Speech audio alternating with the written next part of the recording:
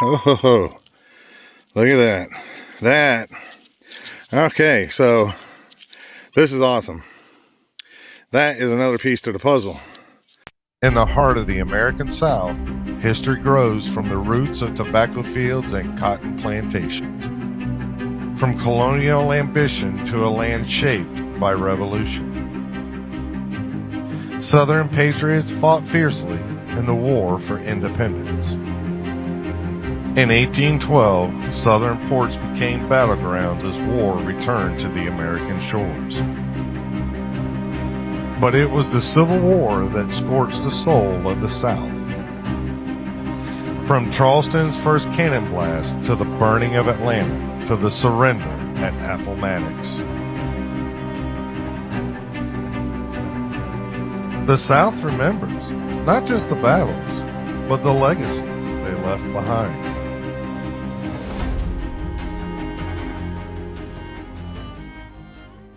So in this video, you'll see where I continue metal detecting the Union camp and finding more Civil War relics, including a second piece to that puzzle. As you saw in the last video, I did find that scabbard hook, or sometimes called the sword hook, which comes off the sword belt. And when that belt breaks, they'll take the sword and they make sure to store it away, and they take the belt and they just throw it away because they have no way of repairing this in the battlefield. You know, it's made out of leather, so the rest of the belt to them is no good. It's not like you're going to, you know, keep the parts to the side in a pouch or something and have, you know, a blacksmith make them a new belt. That's just not going to happen. So they throw it away. So hopefully you'll learn in these videos that if you start getting out and finding these parts, make sure you keep searching that area, because chances are that buckle's going to be there. Not always the case, but, you know, I would say it's better than 60% of the time, that buckle will be there. You just got to keep looking and find it, you know, in order to find it. So hope you enjoy the video. Hope you enjoy watching me dig this stuff up. Always remember to please like, share, comment, you know, follow, subscribe, just do it all.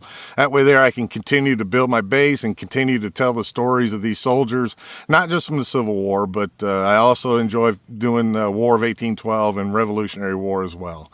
But everything will be from here in the South.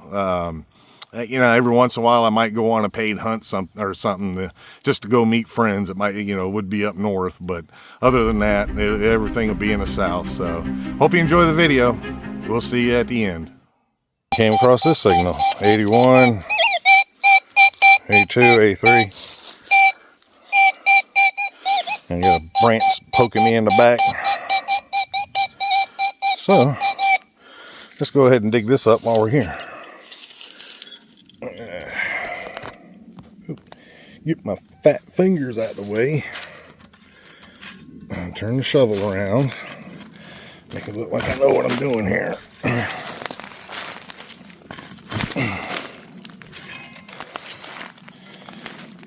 Oh boy.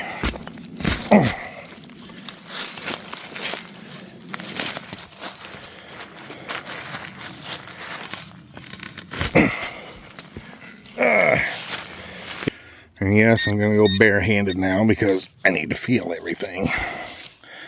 Oh, got it out. Is that it right there? Nope.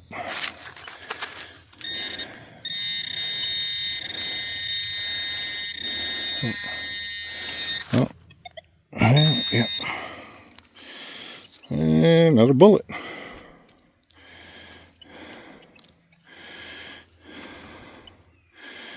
Yep. 3-ringer. And fired. Alright, smacked the heck out of something, didn't it? Something or someone. But like I said, there was a skirmish here, so where the Confederates had found the camp and, you know, started coming in after them. Anyway, another bullet on the board. Look at there. Whoa. Solid 80-81 right there.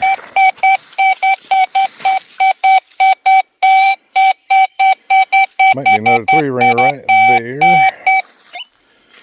Let's see. Put that down.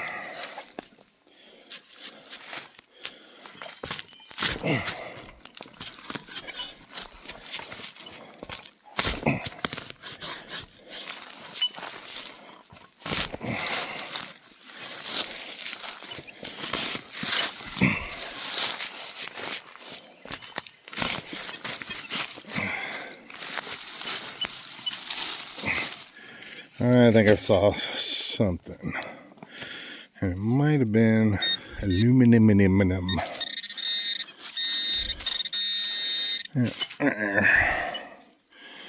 Oh, wait a minute. Oh. Is that aluminum? What is that? I don't know.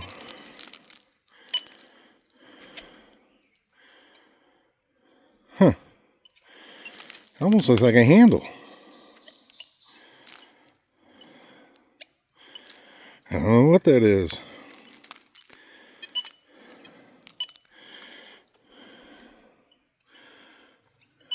Interesting. I mean, it's kind of light like aluminum, so it could be, but I don't know. I have to clean that up and take a look. And my spray bottle's over in my bag, which is a million miles away, so no, it ain't that far. I'm gonna go get the spray bottle and spray it down. I don't want to scratch it up too much. See what it is. Hopefully it's something pretty cool. I don't know. I'll either do a video on it cleaned up or I'll take some pictures, one or the other. I'll show you later. So I don't know if you can see it or not, how well in the camera anyway. But this here, you can see, was an old wagon trail. You can kind of see where the two paths, where the wagon wheels went through. Possibly the horse right here, maybe, if they had a single horse. But you can definitely see where it goes right on through the woods back there. Of course, that little tree's in the way, so get out of the way, you goddamn tree. But yep, so like I said, that's probably trash. As you can hear, there's a lot of stuff in here. There's a 7071. Let's see what that is.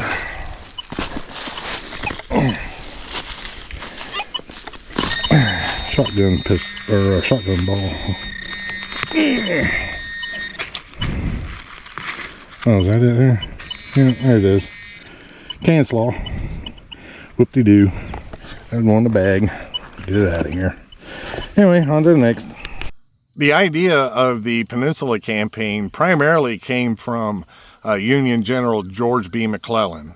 He proposed an amphibious attack on Richmond, which at the time was the Confederate capital, by landing troops on the Virginia Peninsula between the York and James Rivers. The idea was to bypass the Confederate defenses around Washington, D.C., but also to utilize the Union's naval superiority. When a lot of people think about the Civil War, they think about foot soldiers, guys walking on the ground, you know, firing rifles, firing cannons, the infantry, the cavalry, the artillery. But a lot of people forget there was a naval part to this war, both on the North and the South. Now, the South did have a couple good ships. Obviously, we all know about the Hunley and things like that. But the Union, their naval superiority over the Confederacy was just far outmatched. There was really nothing the Confederacy could do but try to create more boats in order to keep up with the Union, or, you know, capture and take over a Union ship, which they did a lot of times. They would do a lot of that, you know, if they were able to. So that's a little bit more about this Peninsula Campaign and a little bit about the Navy. So if you are, you know, prior or current Navy, just know that the Navy did very well in the Civil War. So we're still on that wagon trail. Got a much better signal here. Let's see, 79, 82, 85. It's bouncing around a little bit. And I actually have been working on my own little program for the Deep HC settings here on the dais. So on this dais, XP dais 2. So I'm still kind of getting used to some of the signals, and it does make it seem to bounce a little bit more. But hopefully we're going to get into some deep stuff eventually. And hey, you know, see if it works. It'd be nice. Yeah, there.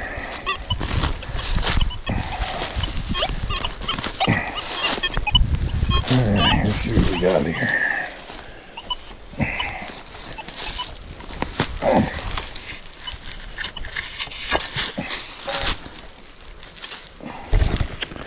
Get out there.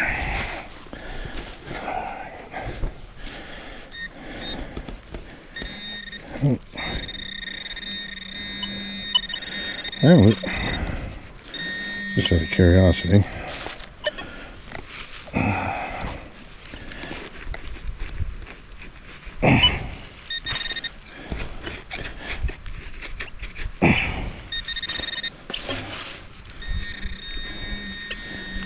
Well, about 8 inches right here.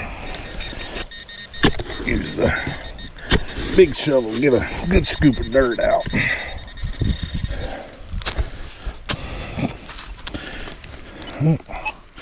Got it out. About 10 inches there. Yep.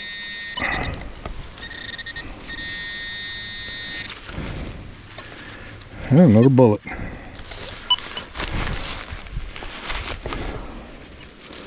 Let's see.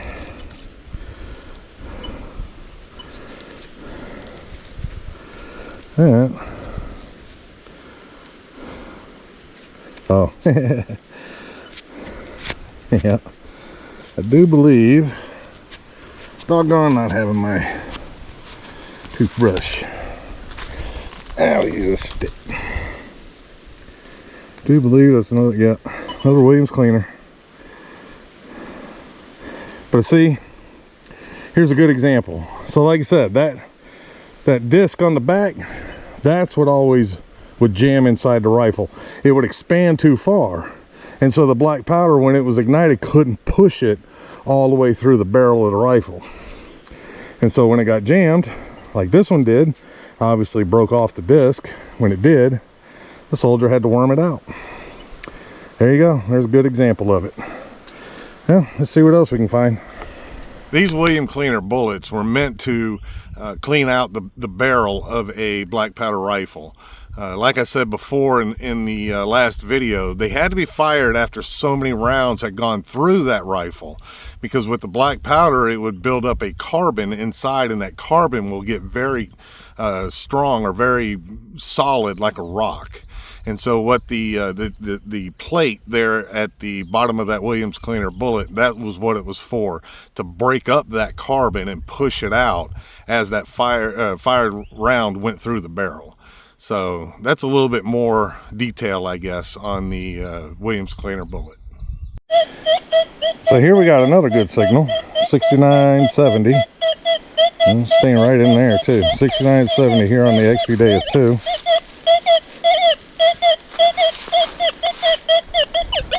Get that pine cone out of the way. Get out of there. All right. 6970. Oh, there's a big root there. Right. Yeah. All right. Let's see here.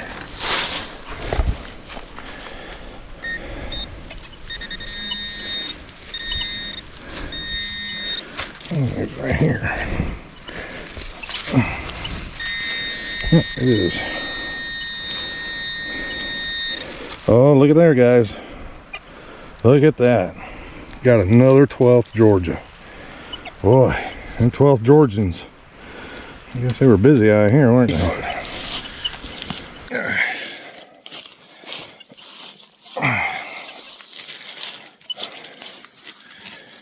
Let's see.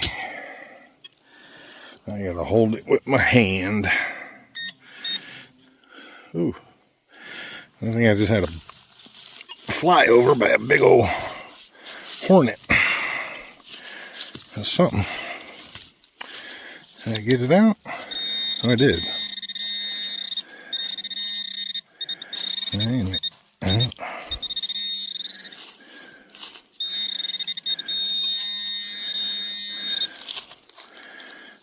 Oh, ho, ho. Look at that. Okay, so This is awesome. That is another piece to the puzzle. Remember earlier, I found the sword hook. That went to a belt. This is a adjuster and keeper for a belt. And I'm not very far at all. You know, just really a few feet. Probably, I don't know, 6-7 feet. Somewhere around there from where I found that hook. So, what this means, they took that belt off. Somebody took a belt off, and I'm really hoping that buckle's going to be in here somewhere. But look at that. That's beautiful to see. Because like I said, that is part of the puzzle. So let's hope, let's pray. Man, let's get that buckle. Well, hate to do it to you again, but I had to cut the video short. Again, the video would have been way too long, as I do a lot of talking. I do like to talk about the history of the area that I'm in, but there will be videos in the future that, you know, I'll still talk about history, actual historical events here in the South, but I may not be detecting that area. But I'll still give some history while doing some metal detecting. So if you would, please subscribe, like, share, and tell everybody you can. I'd like to be able to reach as many people as possible in order to teach the history here in the South. As you saw, I was able to dig up some great relics, some more Civil War bullets, and that awesome piece of the belt adjuster and keeper. Again, just another piece to the puzzle to hopefully finding that buckle. That's the ultimate goal now on my agenda, is to find that buckle. But in the next video, you'll see that I did find some really cool stuff as well, and one awesome piece. So if you would, come on back and watch that next video. Hopefully you'll like this one, and thank you for supporting Dixieland history and everything that we're trying to do and getting some history out there. Until next time, thanks again for watching Dixieland history. I think I saw something. It might have been aluminum.